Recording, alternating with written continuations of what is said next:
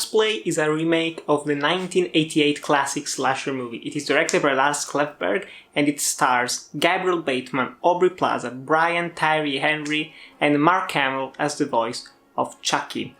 And the original Child's Play franchise is one that I'm familiar with, but I haven't seen all the entries of. But I have seen, ironically enough, the first film and the last film, Cult of Chucky.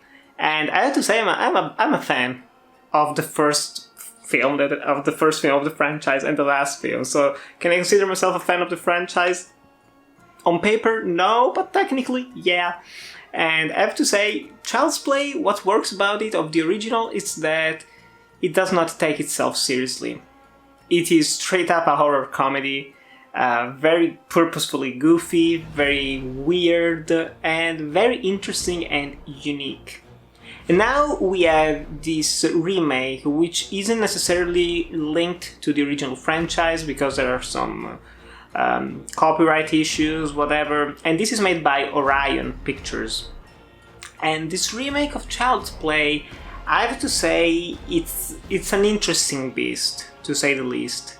Because I think there is one half of this that is really, really, really good, and another half that is a bit too pedestrian, a bit too bland and forgettable.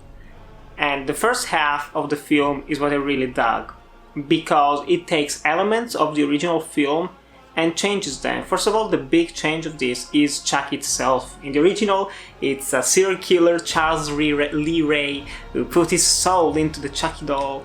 But in this remake, they made it more believable, let's say. It's an artificial intelligence inside a doll, and there is some malfunctioning with it. There are all the inhibitors that are taken away from it while being manufactured. And so basically this doll is defective. But a good old mother can have it for free since a customer brought it back home, and she gives it to her son, to her 13-year-old son, who just has no friends, is a little bit lonely. The mother was like, yeah, let's do this for fun. And so we have a really, really interesting first half that also plays with horror conventions in an interesting way. Because they make the Chucky doll this artificial intelligence that you can also talk with, have some sort of conversations with.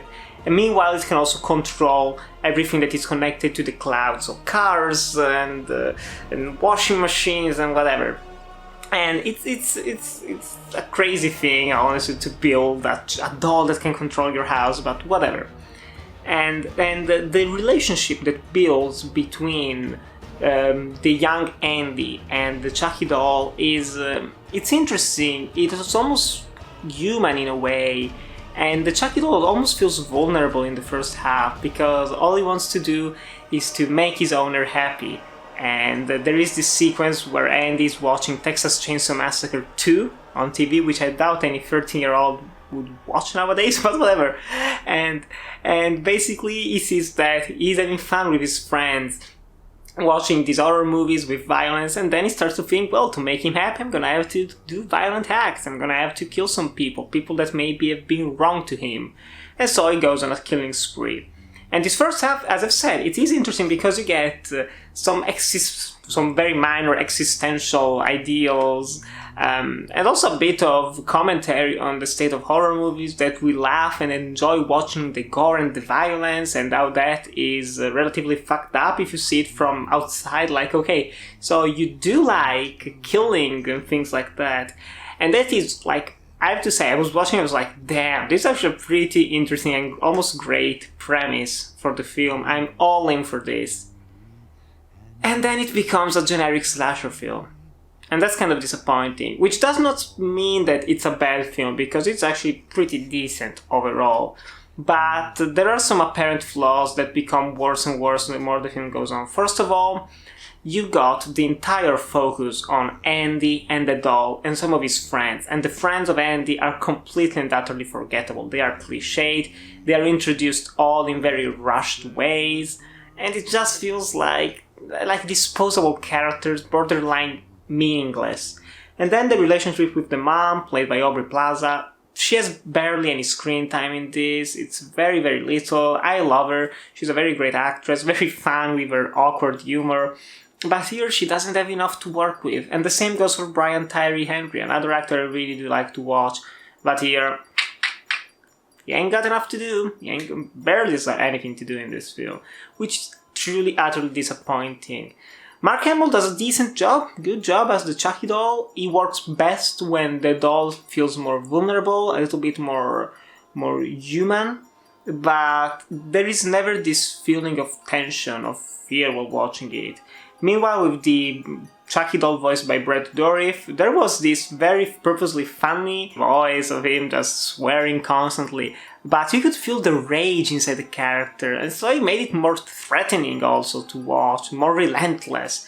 While in here, the fact that he's also controlling most of the things with the cloud, it felt very impersonal, also in the violence department. But what this does not disappoint in is the gore, which was surprising. This is bloody. This is bloody, gory, in a very practical way, and I was all in for that, absolutely. I was like, oh shit, they're going for it. They are going for it, which was surprising. And the same goes for the music by Bear McCreary. It was very effective, also nursery rhyme, haunting melody similar to that of A Nightmare on Elm Street by Bernstein. But unfortunately, it started off strong, but the more it went on, the more it lost steam and interest for me, which is unfortunate. And it's like the director, he resorts to a lot of cheap tricks here, a lot of the usual jump scares, a lot of cutaways also sometimes for the gore. It's, as I've said, this is not a bad film, but it starts off with a premise that could make it feel different, could make it feel unique, but then it just accepts the tropes of the genre and just wants to satisfy and give you the generic cookie-cutter slasher that you've come to watch. And that is the big disappointment. So while I can say definitely that this is an enjoyable film, pretty watchable, pretty fun if you're in theaters, with people laughing at some of the jokes, some of the dark humor works, some of it falls flat, but unfortunately it doesn't want to be anything more than okay, and that's the true disappointment. But I would still recommend you watch it if you're a fan of horror movies, of slashers. You're gonna have a good time with this at least, especially if it's like a matinee or something. But otherwise, if you're not a fan of the genre, especially if you don't like the other Child's Play films, I don't think you're going to enjoy this one. But still, guys, have you watched the remake of Child's Play? And which is your favorite entry in the other franchise? Tell me in the comments below. Thanks for watching, like, comment, subscribe, and I'll see you in the next video.